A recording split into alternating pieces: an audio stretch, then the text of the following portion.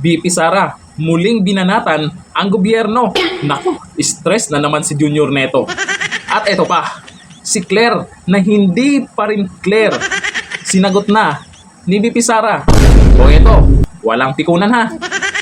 Ang nais lang po na sana natin, kung ano mang pakikipag-argumento po o pakikipag-diskusyon ng ating Vice Presidente, sana po ay i-level up po natin. Rason sa rason, datos sa datos. Dapat sinasabi niya yan sa sarili niya kasi siya yung unang-una namumulitika gamit ang opisina ng Office of the President. Nakakahiya sa buong mundo na ganyan yung nagsasalita para sa opisina ng Pangulo.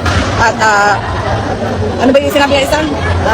Sana i-level up niyo raw po ang pakikipag-argumento, rason sa rason, datos sa datos. Siya din, dapat niya sabihin sa sarili niya, dapat siya pumunta sa harap ng salamin at sabihin niya yan na ngayong araw na ito ay hindi na ako aatake sa mga kalaban ng aking boss at ang sasabihin ko lang ay ang mga ginagawa na aking boss para sa bayan. Apparently, wala kasing ginagawa yung CBBM para sa ating bayan, kaya wala din masabi yung tagapagsalita. So sabi ko nga, garbage in, garbage out. Masasabi ko dyan, BP Inday Sara is right. Si Claire, hindi pa rin Claire. O ito yung pagpatuloy natin ang banat ni BP Sara kay Junior. Ito yung video. Lalaroan yung mga mahirap. Ma'am, pinatigil na po ang distribution ng 20 pesos na bigas. Ano sa tingin niyo naging sunod nila kaya dahil sa sinabi niyo nga po na very untimely siya for the better timely for the election para hindi naman siya pakanya sa election? Oh yes ma'am. Kaya nga ako nakaitim ngayon, araw na ito sa kanina dahil nalulungkot talaga ako. Nalulungkot ako kasi pinaglalaruan yung mga tao na walang-wala. Pinaglalaruan yung mga mahihirap na hindi lang isang beses, hindi lang dalawa, paulit-ulit na sinasamantala yung desperation, hunger, and poverty sa ating bayan. So yung pagpapatigil ma'am sa tingin mo, isa na rin po doon sa may kisnagit sila dun sa sinabi niyo na ginagamit ang ito para sa eleksyon. Malamang ma'am kasi hindi nila kaya talaga yan ibigay ng totoo yung 20 pesos ang kilo ng bigas. Bakit maraming pumapabor dito sa sinasabi ni BP Sara? Real talk kasi yan. Katotohanan kasi yan. Hindi paninira yan. Kaya paalala, yung nagsasabing ay paninira lang yan.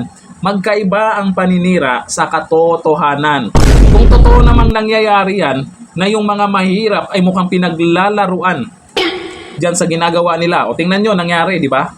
Hindi talaga nagkakamali si BP Sara na hindi kaya ng gobyerno yan. O tingnan nyo, anyari. Isang araw lang. Tapos sasabihin sa May 13. Sigurado ba tayo? Eh kung hindi makalusot yung kandidato ni Junior, itutuloy pa rin ba? Eh sana itutuloy yan. Ha? Eh kasi naman, kung sabagay, kung itutuloy din yan, nako, saan lang kaya pwedeng mabili yan? At hanggang kailan? Ito naman, alam naman ng taong bayan na hindi talaga yung totoong bumaba ang presyo ng bigas sa merkado, kung hindi, subsidized lang. Eh kung may pondo, yung iba nga binibigay nga ng libre, di ba? Yung gobyerno, gumamit ng pondo, pera ng taong bayan, binili sa halagang 30 plus, and binenta sa 20 pesos na bigas. Wala din.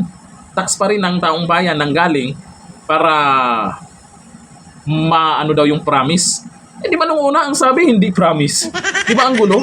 Kaya dyan po nahihirapan yung mga loyalist kung paano kayo ipagtanggol o nakaraan.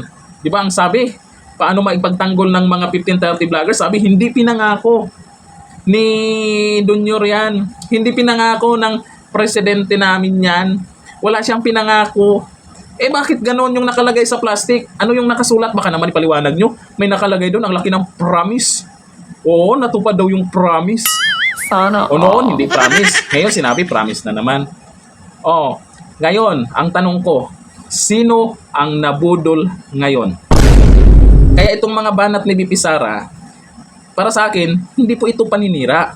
Nakikita po kasi ng karamihan kung ano talaga ang katotohanan. Kaya hindi nagre-react yung iba dyan na, ay paninira lang yan. Kasi totoo naman.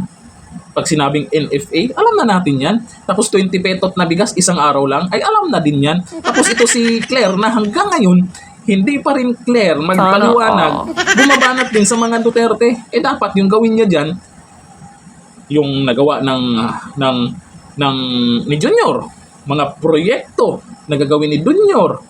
Meron nga siyang sinabi tungkol sa proyekto tungkol sa 20 petot na bigas. Sablay naman yung paliwanag ni Claire. Hindi na naman clear. Sigurado ako, pagdating sa halalan, lamang pa rin ang PDP laban. Kaya alam ko, kayo'y kinakabahan. Yan, dito na lang. Thank you. Bye-bye.